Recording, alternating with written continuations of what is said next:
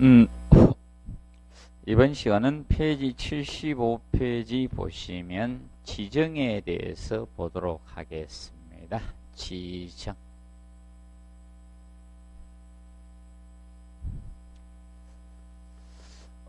지정 부분은 기초나 지반을 보강해 주는 부분을 지정이라고 칭합니다. 지정은 지금까지 역사가 말뚝 지정을 기본으로 나왔습니다. 그래서 마지막 나온 것이 18회 때 시방서제인 측면을 하면서 잡석 지정 지문 한 줄, 미창 콘크리트 지문 한 줄, 기성 콘크리트 지문 한 줄, 현장 타설 콘크리트, 제자리 콘크리트 말뚝 지문 한 줄, 그리고 강제 말뚝 지문 한 줄 해서 총 5줄을 해가지고 냈던 게 마지막이었습니다. 그때 시방선 했을 때. 자, 그러면 지정은 한번 나올 수 있다. 그러면 항상 기억하실 건 이겁니다. 답은 말뚝이에요. 말뚝이 이거는 대장이에요. 말뚝 지정이. 그래서 서열을 잘 정해 놓으십시오. 누가 대장이다? 말뚝. 말뚝이 대장입니다. 그리고 혹시 영어가 나오면요, 현장 타설 콘크리트 말뚝 종류예요. 영어가 나오면 답은 아니다. 그런데 답은 유도안식입니다. 그래서 20회 때 대구경 말뚝에서 공법 중에 하나인 지문을 공법 내면서 그때 한 지문을 썼거든요. 근데 답은 유도안식입니다. 양심은 있어가지고 말뚝 종류 공법 다 공부 어떻게 해요 우리가? 맞죠? 우리가 현장에 말뚝 박을 것도 아닌데 맞죠? 공사할 것도 아닌데 우리가 뭐 지질조사하고 막 이래요? 땅조사해가지고 공동주택 관리만 하면 되지 개념만 알면 되죠. 그래서 보통지정이 있죠. 자, 57배 보통지정은 자 이겁니다. 잘하면 종합문제 지문 정도 나올 수 있는데요, 다 나오는 건 아니고요. 서열상 정해져 있어요. 잡석이나 미창 콘크리트 정도가 나올 수 있고 나머지는 안 나와요. 그리고 재료입니다. 이 재료상 재료를 무엇을 했느냐 그게 종류예요. 모래로 다져주면 무슨 지정? 모래지정. 잡석은 막 생긴 돌을마다 잡석. 잡석 지정. 잡석. 그래서 잡석 지정은 그 20cm 정도의 잡석을 세워서 깔아주는 거예요. 주변부에서 중앙부를 이렇게 까는데 보통 사춤 자갈이라는 것은 사춤은 빈 공간을 채우는 걸마다 사춤이에요. 자, 그러면 20cm 막 생긴 돌을 다지니까 공극이 발생을 해요? 공극이 안 생깁니까? 공극이 생기겠죠? 그 공극이나 틈새나 이런 걸 채우는 걸 뭐라 한다? 사춤이란 용어죠. 사춤. 사춤을 해야 된다. 근데 그래서 갈로속에 나죠. 잡석은 어떻게? 한 켜로 해야 돼. 무슨 켜? 한 켜. 한 켜로 다져줘야 돼요. 이렇게 하면 안 되고요. 잡석은 뭐다? 한 켜야 돼. 한 켜. 한 켜인데 세워서 하는 거야. 왜 세워서 하느냐? 세워서 하는 이해를 못하면 오늘 집에 가서 한번 누구 때려보라 하세요. 30cm 차이 있잖아요. 요렇게 자로 요렇게 한 방 맞아보고 딱 세워서 한 방 맞아보세요. 누가 더 아프지? 세워서 때리면 호박 깨지는 소리 나요. 맞죠? 그래서 잡석을 호박돌이라고 돼요. 호박돌 정도 크기. 여기 옛날에 했죠? 사과 같은 네 얼굴 막 하다가 호박 같은 네 얼굴이면서 했죠? 이게 무슨 돌? 호박돌이. 머리통 크기만 돌 무슨 돌? 호박돌. 그래서 20cm 정도 전후 돌입니다. 클 수도 있고 작을 수도 있잖아요. 맞죠? 크기 다양하잖아. 그래서 세워서 다집니다. 그리고 거기 큰 틈 없게 잡석을 틈새를 채워주는 걸 뭐라고 한다? 사춤 자갈 이렇게 채우면서 한다. 그 개념 알아두시면 됩니다. 그래서 너무 열심히 외우실 필요는 없고 개념상. 자, 그래서 사춤은 한 켜에 제발 2켜 하면 안 돼요. 3켜 나가고 그러면 안 돼요. 몇 켜? 한 켜면 다시. 한 단씩. 맞죠? 그래가지고, 이제 자갈은, 자, 그죠? 이제 쉽게, 그죠? 모래보다 큰 건 자갈이, 그죠? 자갈보다 크면 뭐다? 잡석. 이렇게 되는 거죠. 이 잡석보다 큰 바위라고 하는 거죠. 이렇게 보면 돼. 그러면, 그래서 자갈로 다지면 자갈지죠. 그냥 끝나는 거예요. 뭘 외우려 하지 말고. 뭐 긴 주춧돌. 옛날 주춧돌은 저기 주춧돌이잖아요. 자, 목구조 있죠? 나무 구조를 우리가 하는데, 목구조를 나무 구조를 하는데, 나무를 바닥에 직접 대면 다 썩죠? 썩기 때문에. 그래서 돌을 세워놓고 그 위에다가 나무를 받쳤죠? 그래서 그걸 무슨 돌? 주춧돌. 긴 주춧돌. 그리고 밑창 콘크리트. 그러면 잡석 다짐 위에 콘크리트를 치잖아요. 이게 무슨 콘크리트? 밑창입니다. 밑창 콘크리트 지정을 하는 거죠. 밑창 콘크리트 지정. 그러면 이 밑창 콘크리트 지정은 우리가 알아두실 것이 설계 도서에 별도로 정한 바가 없는 경우는 설계 기준 강도는 최소 얼마 이상? 15메가파스칼 이상을 하면 된대. 얘는 설계 기준 강도가 15메가파스칼 이상을 해주시면 돼요. 최소 기준이. 이상이 붙으면 무슨 치라겠어요? 최소치입니다. 정하고 실제는 이거보다 큰 강도로 설계를 합니다. 그래서 봐두시고, 그러면 왜 이 밑창 콘크리트 쳐주느냐 이거죠? 자, 이겁니다. 잡석을 다져놨으니까 공극이 있어요. 사춤 자갈 넣더라도 하중에 가서 부서지면 잡석이 이동될 수 있잖아요. 그러면 그 사이를 콘크리트 타서 섬에 들어갈 거 아닙니까? 맞죠? 섬에 들어가면서 단단해지겠죠? 그래서 잡석 다짐의 유동 방지나 또는 자, 여러분들 이겁니다. 여기에다가 작업할 때요. 건축물은 오차가 생기면 안 됩니다. 정확히 위치에 건물을 세워 가야 돼요. 그러면 거기에다 정확한 오차가 나지 않게 해서 바닥에다 그려요. 밑그림을. 건물 지을 때 기초판 크기나 이런 거 기둥 위치 이런 거 다 그려놔요. 그래서 거기 보면 먹줄치기 해놨죠. 나옵니까? 먹매김 나오죠? 먹매김의 바탕 해놨잖아요. 이 먹매김을 먹줄치기라고도 하거든. 먹매김 또는 먹줄치기. 정확한 위치에 설치하기 위해서 먹통이 있어요. 먹통에다가 먹을 갈아 넣어가지고 명주실 딱 해놨어요. 그리고 탁 튀겨서 딱 해요. 그래서 여러분들 저 공사할 때도 보면요. 칸막이 공사할 때도 그냥 공사 안 하잖아요. 수직 딱 맞춰야 되잖아요. 바닥에 딱 그려가지고 위에 딱 그려가 딱 설치하잖아요. 대충 감으로 하는 게 아니죠. 공사는 오차가 안 나야 됩니다. 정확히 해서. 그래서 먹줄로 실제 먹통이 있어요. 여러분 먹매김에 먹줄통이 있어요. 거기다 갈아 넣어 실제 합니다. 그 먹매김의 바탕이나 뭐 등등 이런 걸 목적으로 하는 것이 됩니다. 그래서 여기 한번 지문에 언급이 됐던 거예요. 15메가파스칼이. 그리고 자, 그 다음에 2번에 타설 두께는 설계도. 그러면 이 두께는 설계도서 따르면 돼요. 설계도서 따르는데 설계도서는 설계도면과 설을 합쳐서 마다 설계도서입니다. 따르되 혹은 얼마로 한다? 규정이 없다. 설계도면 도서에 수치가 없다. 그럼 얼마로 한다? 60mm로 하면 된다. 이게 6cm로. 기억하시고. 그래서 제일 중요한 게 무슨 지정? 말뚝 지정이 있죠. 얘가 제일 중요한 거야. 말뚝 지정.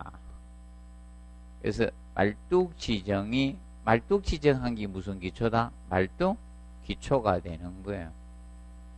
그러면 앞에 그죠? 보통 지정은 직접 기초예요. 보통 지정은 직접 기초로 보면 되겠고, 보통 지정한 건 직접 기초고, 이제 말뚝 지정해 준 게 말뚝 기초가 됩니다. 그럼 역학상 힘의 전달상 지지 말뚝하고 무슨 말뚝? 화찰 말뚝. 자, 지지 말뚝 개념은 이걸 지지 말뚝이라 해요. 자, 보통 이렇게 기초판이 있는데 상부에 하중이 작용되잖아요. 그러면 경질 지반이 굳은 지반이 가깝게 있는 거야. 경질 지반. 뭐 이거는 표현은 뭐 교수님들마다 다르게 쓰겠죠. 뭐 굳은 지반, 단단한 지반, 뭐 암반 이렇게 쓸 수도 있겠죠. 굳은 지반이 있을 때 연약층이 깊지 않으니까 말뚝의 끝부분 선단에 직접 지시가 된 거예요. 말뚝의 끝부분이 이것을 무슨 말뚝? 지지 말뚝이라고 해요. 우리 수영할 때 어디서 수영하는 분들이 지지 말뚝입니까? 발이 닿는 장소에서 안 깊은 데서 이거죠. 개념이 틀려요. 수영 잘하는 사람은 관계없는데 수영 못하는 조금 하는 사람들은 어떻게 다리가 안 된다 하면 공포심하게 수영이 안 되죠. 정식돼서. 그러면 이게 지지 말뚝이고 마찰 말뚝은 이거예요. 기초판이 있을 때, 기초판이 하중이 작용됐을 때, 경질 지반이 너무 속에 밑에 있는 거야. 경질 지반이 굳은 지반이 여기 있기 때문에 그걸 연약층이 너무 깊어요. 이 연약층이. 연약층이 너무 깊기 때문에 말뚝의 끝이 안 자래가죠. 그래서 말뚝 표면과 흙의 마찰력을 이용해서 전달하는 거죠. 말뚝 이 표면하고 표면과 흙의 마찰력을 활용해서 마찰력을 이용해서 자 하중을 전달하는 거네. 하중을 전달하는 말뚝, 이것을 마찰 말뚝이라 표현을 하는 겁니다. 기억을 해두시고. 그런데 이제 그 59페이지에서 뭐 핵심 정리적인 측면에서 2번 간접진흙 시험 다 했었고요. 그 다음에 말뚝은 최소 간격 이상으로 박아 주셔야 됩니다. 그리고 5번 체크, 말뚝은 지지력 정글에서 주의 말뚝을 먼저 받고 어떻게? 중앙부 59페이지. 자, 말뚝은 어디부터 박아라? 이론상 주변부를 만져받고 중앙부를 이렇게 박으셔야 돼요. 이론상은. 실제 현장에서 이래 박으면요, 센터에 있는 말뚝이 안 박힙니다. 그러니까 없는 집안 말뚝을 박으라면 이게 흙이 쪼이잖아요. 그러면 나중에 밀실해져가지고 센터에 말뚝이 안 박혀가 이렇게 안 박습니다. 실제는. 이론상은 이렇게 간다. 기억해 두시고, 그 다음에 그 점 한번 정리해 놓으십시오. 그리고 넘겨보시면 60페이지 보면 재료상 분류 개념이 나옵니다. 그래서 나무말뚝 있죠? 나무말뚝은 썩을 수 있기 때문에 60페이지 보시면 1번에 자, 흠이 없는 생통나무 체크하세요. 생나무라는 거죠. 생통나무의 껍질 벗긴 것을 사용해야 돼. 부패 방지를 위해서. 자, 왠가면 여러분들 건조된 말뚝은 물을 흡수해서 얘가 도로 뭐다? 썩을 수 있어요. 그래서 생통나무가 되면 나무 진이 있기 때문에 잘 안 썩어요. 껍질이 벗긴다 밑줄 쫙 끄세요. 자, 그리고 그 점 알아두시고, 그 다음에 3번에 나무말뚝은 항상 그 전장 전체의 길이가 지하수위 아래에 있어야 된다. 이것이 다르게 이야기하면 3번이 상수면 이하예요. 상수면 이하, 지하수 이하. 그래서 상수면 이하에 박아주라 이거야. 그래서 지하수 아래에 있는 경우 바로 이것이 저겁니다. 상수면 이하에 박아라. 이게 땅 속에, 물 속에 박아라. 지하수 아래. 그러면 보통 몇백 년간은 썩지 않습니다. 몇백 년간. 그리고 4번이 자, 말뚝의 중심 간격은 말뚝 머리지경의 2.5배 이상 또한 60cm 이상으로 해줍니다. 이게 최소 간격이에요. 일정한 간격 이상 박아라 이게. 너무 가깝게 박으면 효과가 없다는 겁니다. 그리고 기성 콘크리트 말뚝. 기성 콘크리트 말뚝은 우리가 보실 때 거기에서 저거 좀 체크하십시오. 여기 보시면 주건의 개수가 몇 개 이상? 6개 이상이 돼. 기억 보면 주건의 개수, 주철근의 개수가 6개 이상이 돼야 되고, 그 단면적은 말뚝의 실단면적 0.68% 이상으로 해주면 돼. 그거 한번 체크하십시오. 주건의 개수가 6개 이상 돼야 된다. 그러면 그래서 이제 그 61페이지 표준 시방서 개념상 현재 시험에 나왔던 것은 그 표준 시방서 페이지 61페이지 상단에 보시면 5번 표준 시방서 나오죠. 거기서 디귿이 시험에 언급이 됐던 거예요. 디귿. 그래서 운반이나 말뚝 중 손상이 된 말뚝 장애로 반출한다. 제일 짧은 거 낸 거예요. 시방서에서. 여기 교수 주 특기가 이거예요. 문장의 하자가 없고 짧은 걸 위주로 많이 냅니다. 쓸데없이 막 길어지면 잘 안 돼. 무슨 말인지 아시겠습니까?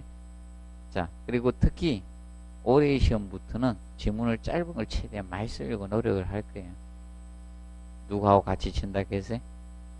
회계하고 시술계로만 같이 시험 칩니다. 민법은 별도로 시험 치니까. 그럼 시간 단축을 더 못해.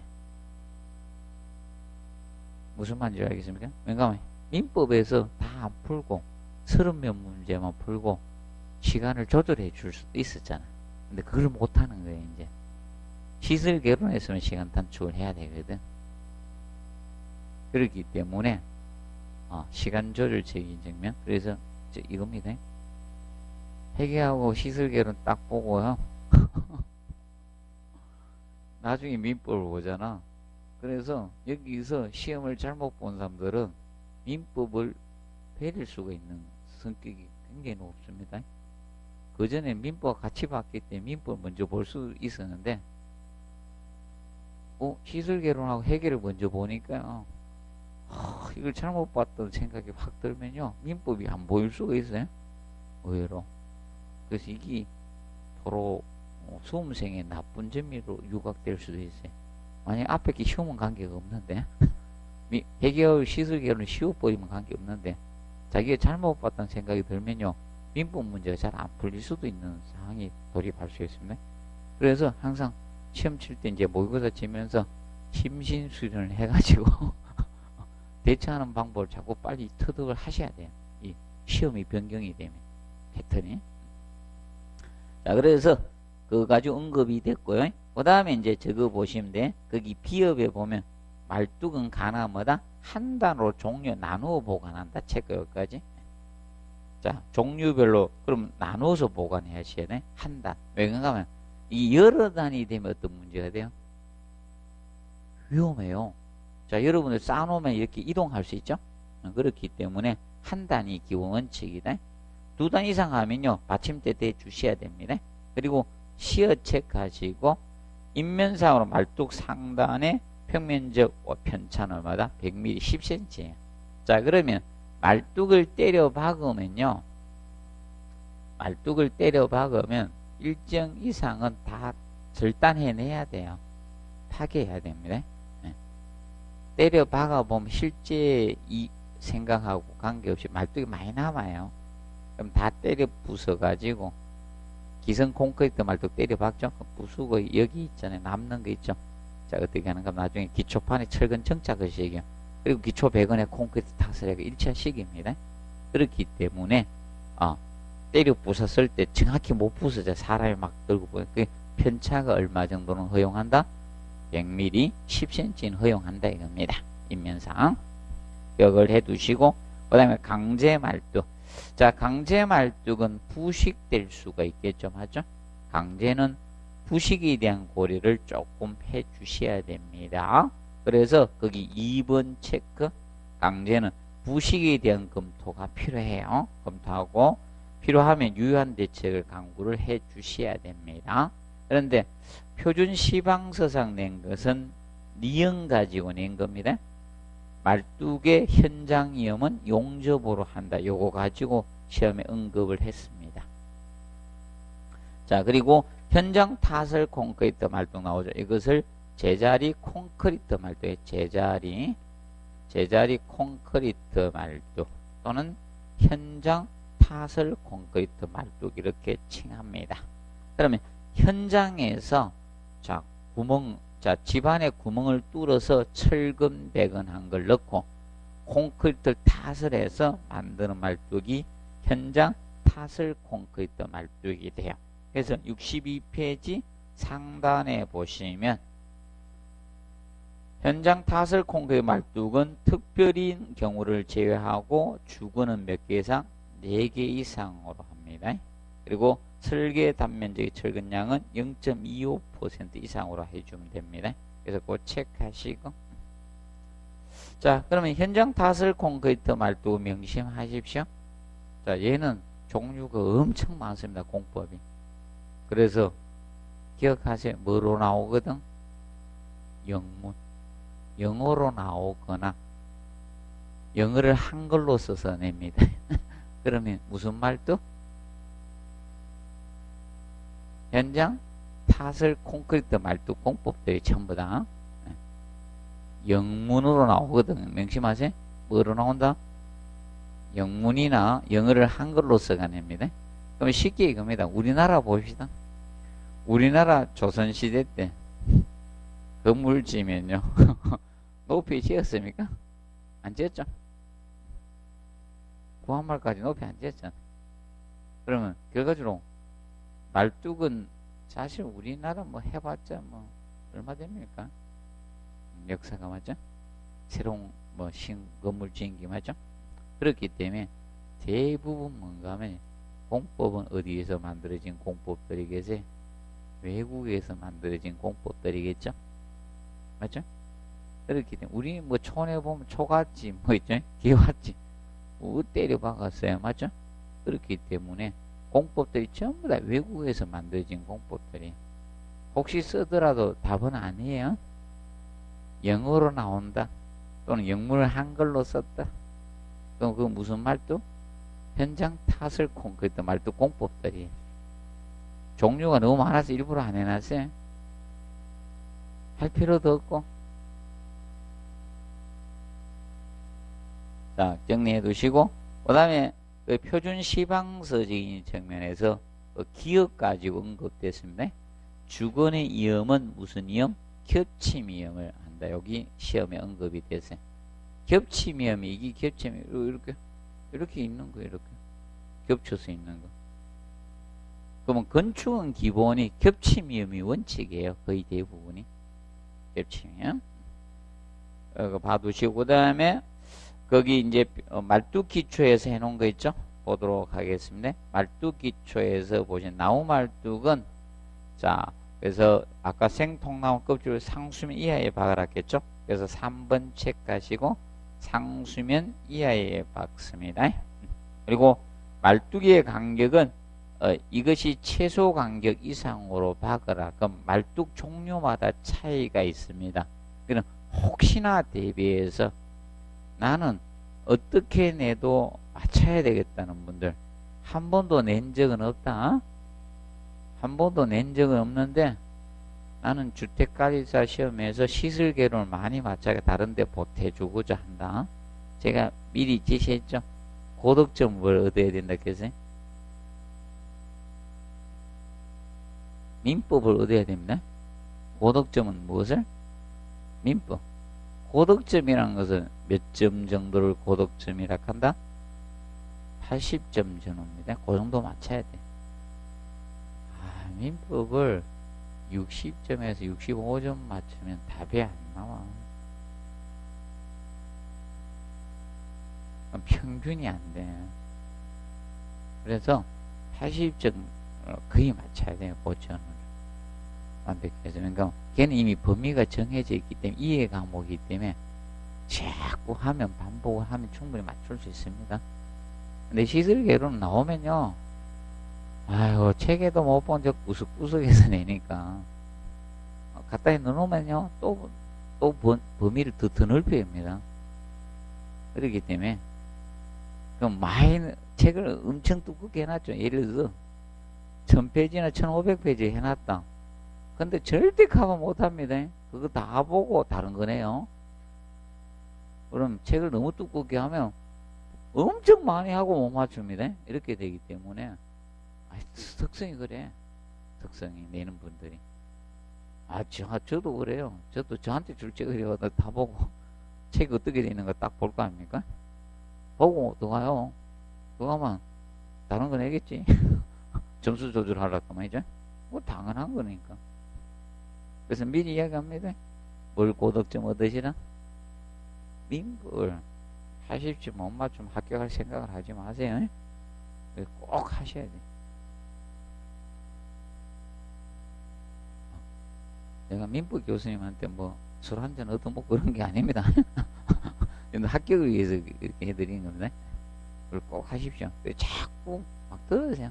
민법은 안 되면 막 이거 있죠. MP3 파일 같은 건 아니면 녹음해가지고 계속 왔다 갔다 하면서 자꾸 들으세요. 자꾸 이해될 때까지. 그리고 자꾸 책을 봐가지고 눈에 익히도록 자꾸 해놓으세요. 자꾸 하십시오. 그게 합격의 지름길입니다.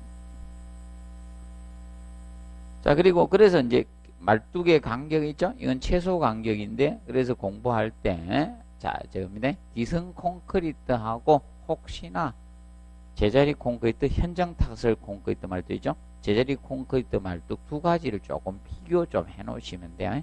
비교. 혹시나 해서 해 놓으십시오. 그리고 말뚝 기초의 설계 시 고려사항 있죠. 이거는 공부 확실히 하시고요. 내가 눈치채가 아이도 안 내요. 이거 여기는 사실 이겁니다. 구조 선생님만 내야 되는데, 구조를 전공하신 분이면 여기 내야 되는데 아직까지 안 내고 있어요. 뻔할 뻔짜거든요. 이 들어와야 되는데 아예 안 냈습니다. 그래서 알아두시고, 그래서 그 1번에 말뚝은 시공상 지장이 없고 신뢰할 만한 내력이 있는 것을 선택해야 됩니다. 그럼 예를 들어서 이겁니다. 건물이 엄청 큰데, 야, 자, 막 100층짜리 초고층 건물 짓는데 나무 말뚝 받고 이러면 안 되겠죠, 맞죠? 상식 아닙니까? 충분한 내력을 확보할 수 있는 거 쓰라 이겁니다. 자, 그리고 2번이 제일 중요한 파트입니다. 말뚝 기초의 허용 지지력을 말뚝 지지력에 따른 것만 하고, 특별히 검토한 사항 외에는 기초판 저면의 지반 지정 가산한다 안 한다? 안 한다는 거예요. 자, 이 개념이에요. 여기 기초판이 있을 때, 기초판이 있으면 상부에서 하중이 작용이 되잖아요. 하중이 작용이 되는데, 자, 이겁니다. 그때 지금 현재 이런 말뚝을 박아놨을 겁니까? 이렇게 말뚝 지정을 했습니다. 그러면 결과적으로 이 말뚝의 지지력이 있을 것이고, 말뚝의 지지력이 있을 것이고, 그 다음에 기초판 저면에도 기초판이 넓기 때문에 여기도 기초판 저면에 적용하는 지반 지지력도 있을 거 아닙니까? 지반의 지지력. 그런데 뭐만 가지고 하겠다. 요건 고려하지만 이건 고려한다 안 한다? 안 하겠다는 거예요. 그러면 결과적으로 이거는 안전율로 두겠다는 게 안전율. 실제는 받을 수 있잖아요. 실제는 지지가 되는데 기초판에 아까 지중응력을 배웠기 때문에죠. 지지가 되는데 그만큼 말뚝을 튼튼하게 설계하라 이게요. 말뚝의 지지력만 가지고 하겠다는 것은 그만큼 말뚝을 튼튼하게 설계하라 이게. 이거는 안전율로 뒀다는 겁니다. 집안의 지지력은. 별도로 가산 안 하고 하겠다는 게. 그래서 여러분들이 그잖아요. 비상금으로 해놓은 거는 비상시 쓰는 거잖아요. 그건 가산하지. 보통 생각 안 하고 있잖아. 근데 비상금 챙기고 있을 줄 알았 때면 비상금이 집에 없는 분들 있잖아요. 어떤 분이 저한테 묻대요. 비상금 얼마나 하겠다. 난 비상금 안 가지고 있는데 꼭 챙겨 놓으라고. 그게 꼭 필요할 때가 있다 카대. 보시고, 그 다음에 3번 말뚝 기초의 설계에 있어서 하중의 편심에 대한 검토를 해 주셔야 돼. 하중 편심. 자, 편심은 이걸 편심이라 할게요. 자, 부재의 중심하고 무게 중심이 달라지는 거야. 그러면 이렇게 되면 부재의 중심과 무게 중심이 일치가 되는데, 제가 만약에 이렇게 해서 있어요. 그러면 중심하고 무게 중심이 틀리죠? 이것이 편심이에요. 그럼 편심이 생기면 굉장히 위험해집니다. 편심에 대한 검토를 해 주셔야 됩니다. 특히 한 번의 말뚝에서 기둥을 지지하는 경우 있죠. 이때는 기초부의 강성에 내력 증대시키는 주각 고정을 시켜줘야 돼요. 아니면 굉장히 위험해지는 거예요. 그 다음에 4번은 안 쓸 것 같고, 그 다음에 5번 꼭 체크하세요. 동일 구조물에서, 자, 해놨죠. 동일 구조물의 지지 말뚝과 마찰 말뚝 혼용을 어떻게 해서는 안 되면 피해 주셔야 돼요. 그거 꼭 체크해 놓으시고, 예, 그거는 봐두시기 바랍니다. 그리고 최소 간격은 아까 위에서 봤죠? 그 간격 규정 따라 주시면 되는 거고. 그래서 요거는 알아둘기. 자, 2번을 꼭 알아두세요. 2번을 가장 중요합니다. 그리고 5번이 그 다음 중요하고, 그리고 3번 이런 순서로 공부 학습을 해 놓으십시오. 그리고 옹벽에 대해서 보도록 하겠습니다. 옹벽. 자, 옹벽은 뭐 이제 거의 끝냈는지 안 내는 것 같아요. 마지막 나온 게 13회 때 나오고 이제 안 나오고 있습니다. 그래서 옹벽은 어느 때 내는가 하면 주택공사에서 시험 낼 때, 주공에서. 주공이 잠시 맡았었습니다. 주택공사. 그럼 주택공사가 자기네들이 공사하니까 뭐 합니까? 옹벽 공사해 가야 되잖아. 보통 공사는 이겁니다. 옹벽은 사실 토목 분야로 분류가 되는데, 이의 신청을 하니까, 그때 소송 제기하니까 옹벽을 기초로 봐서 냈다. 해가지고, 기초로 접근을 한 겁니다. 그럼 일반 철근 콘크리트로 내려고 하니까 위배되거든, 사실. 옹벽 부분은 토목 분야거든. 건축 구조의 개론을 내야 되는데, 옹벽을 내놨어요. 합당히 뭔가 그게 필요하겠죠? 근거를 제시해야 되잖아. 그 근거를 주공에서 제시하기를 기초 개념으로 냈다고 했습니다. 기초. 그걸 저만 받아봤기 때문에 저는 기초에 갖다 놨고 나머지 부분 전부 다 철근 콘크리트에 갖다 놨습니다. 그래서 그게 출제 범위 밖으로 봐야 된다 이래 딱 하니까 다 맞게 하려고 학생들 했지만 이거는 기초로 봐야 기초로 냈다고. 그래서 이제 기초에 갖다 놓은 겁니다. 그럼 중력식 옹벽은 이겁니다. 이거는 철근 콘크리트로 잘 안 만들어집니다. 보통 묵은 콘크리트 형태로 많이 만들어집니다. 그러면 옹벽에 뭐다? 자중으로 버티는 거예요. 이 자중. 이 옹벽의 자중으로 토합을 받는 거예요. 요새 그림이 잘 안 돼. 토합을 받아주는 게 이게 무엇이다? 중력식 옹벽. 그러면 중력식 옹벽은 얘는 밑에 우리 발바닥 같은 게 없어. 그래서 얘는 저판을 설계를 안 해요. 저판이 설계가 안 되는 것이 바로 중력식 옹벽 개념이네. 이게 중력식 옹벽입니다. 그러면 토합이 클 때는 못 쓰는 거예요. 그런데 캔틸레바식 옹벽은 이렇게 해서 지금 현재 옹벽을 만들 때 이렇게 밑에 저판이 설계가 되는, 이렇게 되면, 그래서 밑에 이걸 뭐 앞구판 뒷구판 이렇게 하는데, 그래서 이 옹벽이 있을 때 밑에 뭐가 있다? 이걸 저판이라 해요. 저판이 양쪽에 다 있으면 이 T형이고 역T형이라고 해. 그래서 저판에 따라서 역T형이 있고 그냥 T형이라고 돼. 역T형. 그리고 이게 없으면 L형이 되는 거예요. 앞구판에서 L형하고 두 가지가 있는데, 그러면 이것을 뭐라고 하나? 캔틸레바식 옹벽이라고 합니다. 이게 캔틸레바예요. 원래 캔틸레바는 일병 고정, 캔틸레바식 옹벽이라고 합니다. 그래서 이거는 일병 고정을 캔틸레바라고 칭합니다.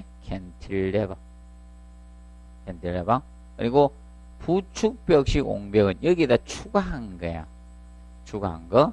그러면 이 부축벽식 옹벽의 개념은, 자, 이 캔틸레바식 옹벽에다가 뭐가 추가되는가 하면요.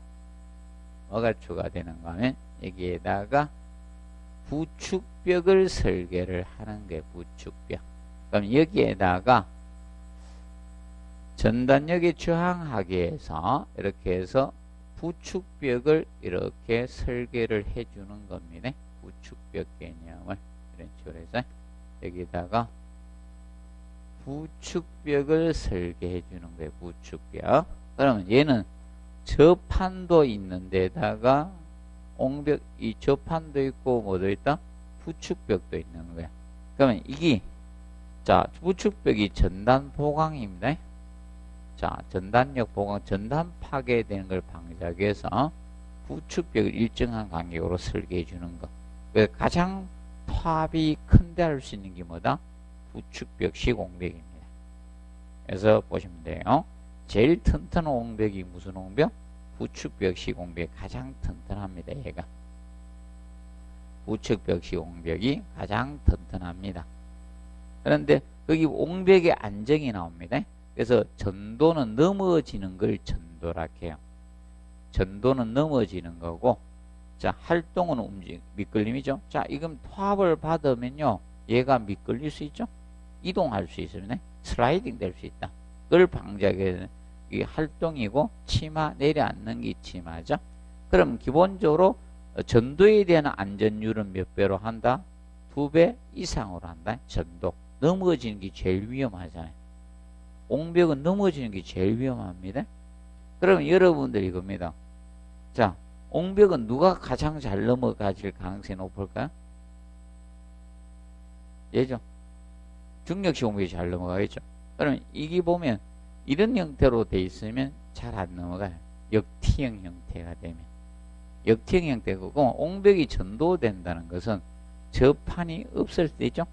그럼 저판 설계를 잘못해 저판이 딱 부러지면 이제 넘어갈 수 있는 거예요. 그리고 특히 어떤 경우가 옹벽에다가 배수 구멍을 해놨잖아요. 물이 밖으로 나와야지 수압이 적게 작용되잖아요. 그럼 보통 토압이 작용되는 상태에서 이게 배수 구멍이 막혔거나 설계를 안 했어요. 그러면 수압까지 작용이 되면 옹벽이 뭐 될 수 있다? 전도될 수 있는 거예요. 그래서 봐두시죠. 그래서 이제 기본적으로 그래서 이제 거기 보면 그래서 체크하십시오. 혹시나 전도에 대한 안전율은 몇 배? 2배. 2배. 그리고 활동에 대한 안전율은 1.5배로 봅니다. 그러니까 옹벽의 접한 지방 사이에 그래서 여기 활동 방지벽을 설계하는 게 이 밑에다가 이렇게 이 밑에다 활동 방지 벽을 설치하는 게 그래서 이걸 활동 우리나라 말로는 활동 방지벽이고 영어로 전단 시어키 나오죠. 시어키 그래서 전단키라고 합니다. 전단키. 그래서 이게 전단 파괴되는 걸 전단 보강이 아니에요. 그래서 활동에 대한 방지를 한 거예요. 이동 슬라이딩에 대한. 그러면 토합에 의해서 옹벽이 움직일 수 있죠. 맞죠? 그걸 방지하기 위해서 하는 게 활동 방지벽이 이거하고 헷갈리면 안 돼요. 부축벽이 전단 파괴방 전단 보강이에요. 부축벽이 뭐다? 전단 보강. 전단력에 대한 보강이에요.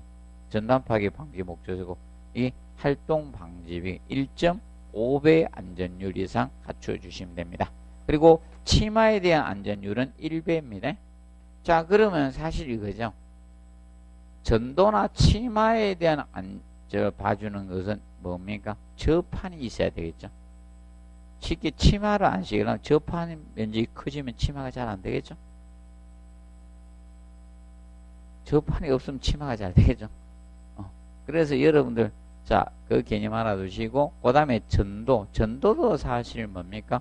저판이 있어야 되잖아. 저판이 없는 것은 잘 넘어가겠죠. 저판을 설계해 주면 바로 이 저판 때문에 이것이 전도에 대한 안전율을 확보하는 겁니다. 자, 기억하시고 그 다음에 옹벽 시방서적인 측면 가지고 한번 나왔었습니다. 요거는 제가 가지고 했습니다. 4번 가지고 출제를 했습니다. 4번에 보면 철근 콘크리트 옹벽에서 원칙적 수평방향 이어치기 하지 않는 수평방향 이어치기 한다 이렇게 해냈거든요. 자, 그러면 이어치기는 콘크리트 이어치기는 전단력이 최소인 곳에서 하거든. 전단력이 최소인 곳에서 이어치기를 해야 되거든.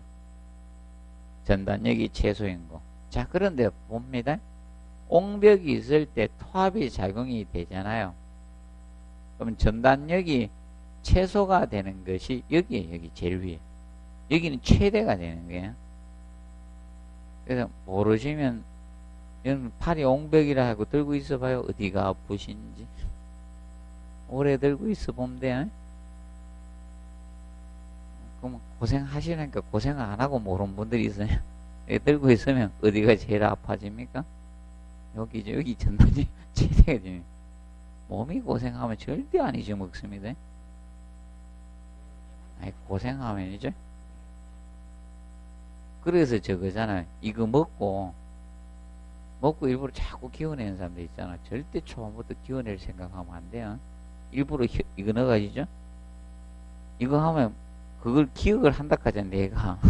맞아? 그래서 그 병되잖아. 초반에 절대 몸 기워내게 해야 돼. 먹고 일부러 사칠까봐. 운동은 하기 싫고. 맞지? 많이 먹고 이렇게 하면 다 병되잖아, 나중에. 내가 기억한다 하잖아. 그럼 너무 확 기워낸. 그래서 봐두시고. 그리고 이제 거기 보시면 1번에 매립 배수층에 사용하는 자갈이나 장골재는 투수성이 있어야 돼요. 왜 그런가 하면, 자, 이겁니다. 여기에 뒤에 채워주거든. 여기 채워주면요, 물이 잘 빠져야 돼요. 배수 구멍으로 물이 빠져야 되죠. 그래서 투수성이 있어야 돼요. 물이 잘 빠지도록. 만약에 투수성이 없는 골재를 사용해버리면 어떻게 돼요? 물이 안 빠질 거 아닙니까? 맞죠? 그래서 여러분들 화분할 때도, 자, 님들 식물 키울 때 제일 밑에 막 놓고 큰 자갈 같은 걸 먼저 놓잖아요. 자갈 이런 걸 넣어야지 공거기서 잘 물이 빠지겠죠? 아니면 뿌리가 썩잖아요. 근데 이거는 이겁니다. 토합이나 수합을 줄이기 위해서 투수성이 뭐다? 있는 골재를 사용하라 이게. 그래서 꼭 체크하십시오. 그래서 투성이 있어야 되나 없어야 되냐 이거 가지고 장난칩니다.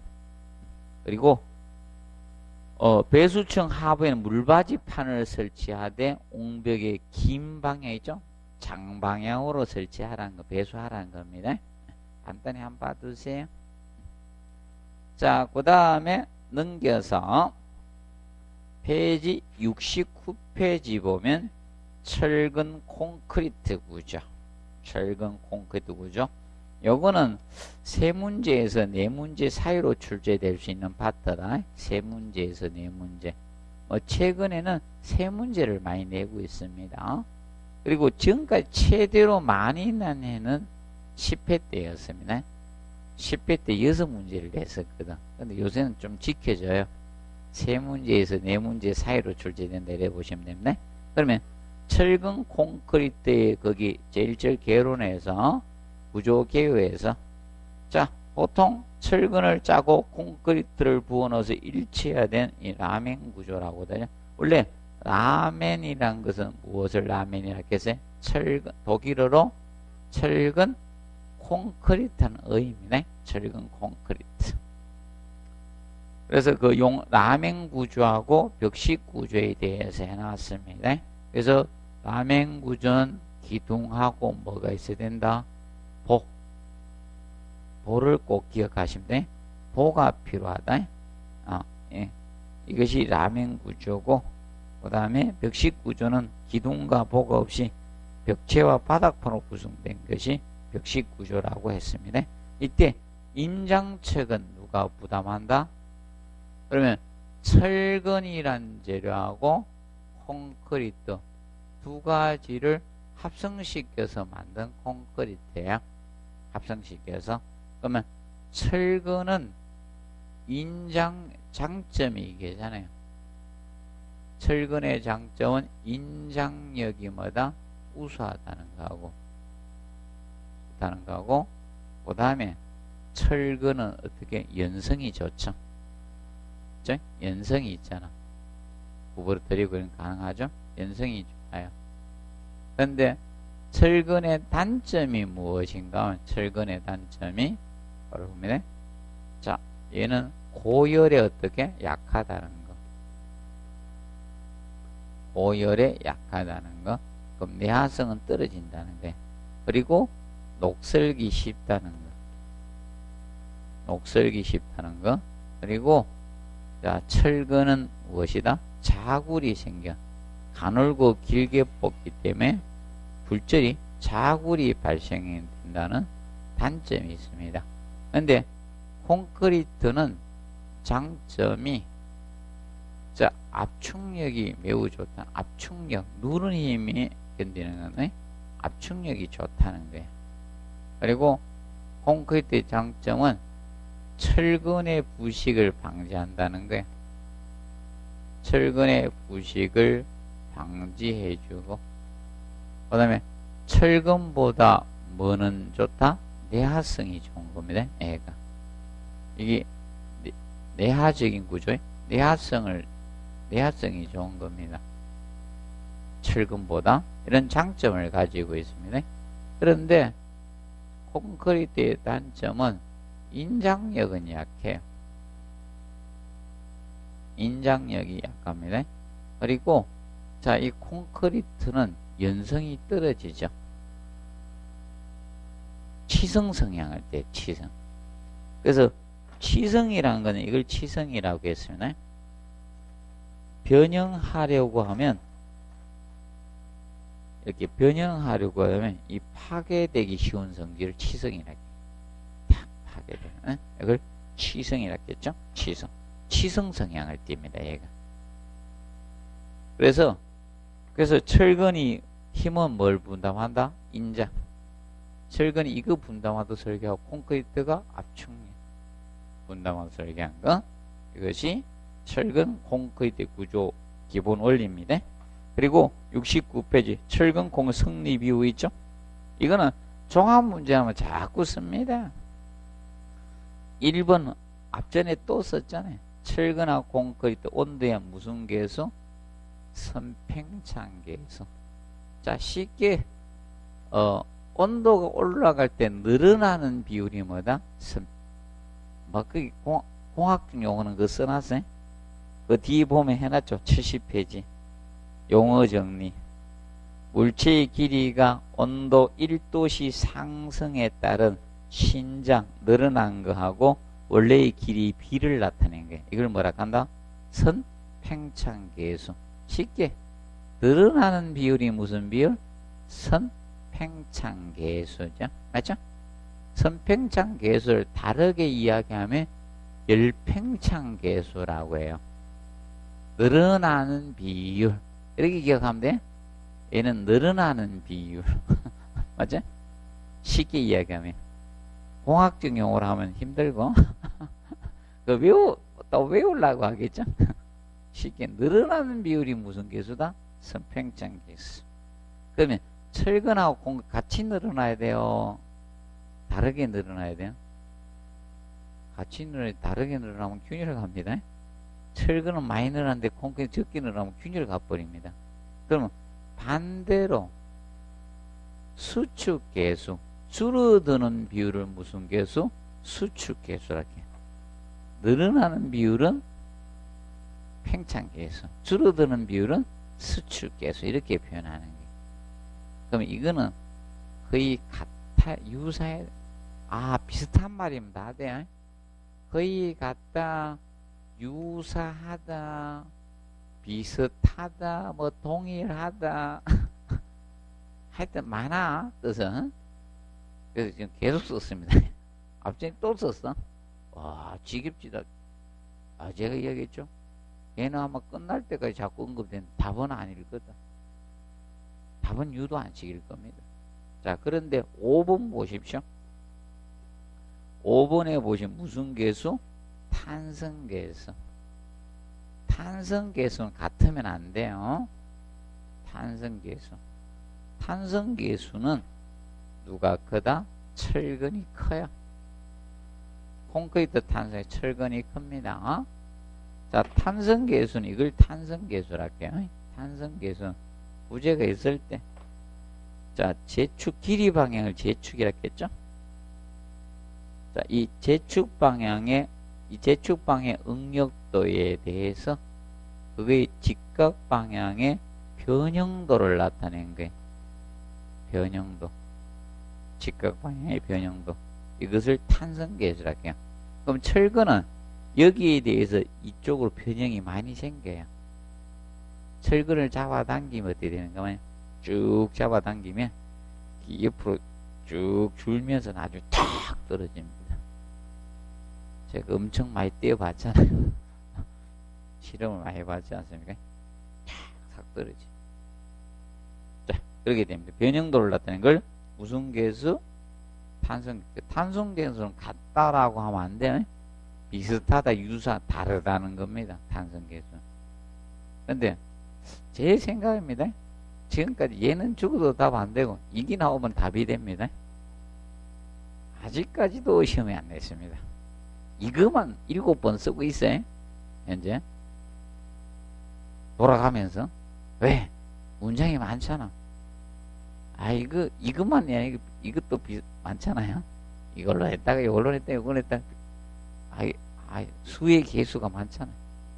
비슷하다, 동일하다 막 쓰면 되니까. 우리나라 또 형용사가 발전돼 있죠. 맞죠? 외국인들이 우리나라 가면 놀았다, 놀이끼리 하다 막 이렇게 줄글락 하죠. 형용사가 이렇게 발달된 나라가 없잖아요. 뭐 쓰는 거 또 뭐 사투리도 많고. 그 다음에 이제 2번 가지고 2번 답을 만들었죠. 알칼리성인 콘크리트가 철근에 뭐다? 녹쓰는 걸 방지해 줍니다. 알칼리. 그러면 콘크리트는 원래 무슨 성이다? 콘크리트는 원래 수산화 칼슘 성분을 띠요. 그래서 pH가 12에서 13 정도 되는 강알칼리성입니다. 이것 때문에 녹이 안 쓰는 거예요. 산성에서 2번 냈었어요. 자, 그리고 자, 철근 부식은요, 콘크리트가 중성화되면 철근은 부식될 수 있어요. 중성화되면 철근의 부식을 초래할 수 있는, 부식이 될 수 있는 중성화되면 부식이 될 수 있습니다. 기억을 해 두시고, 그 다음에 이제 4번 가지고 한번 기출했었습니다. 지문도 썼고, 콘크리트로 철근을 피복함으로써, 자, 이거죠. 자, 철근은, 자, 뭐라 했습니까? 아까 고열에 약하다 했어요. 내화성이 떨어져. 그리고 뭐가 됩니까?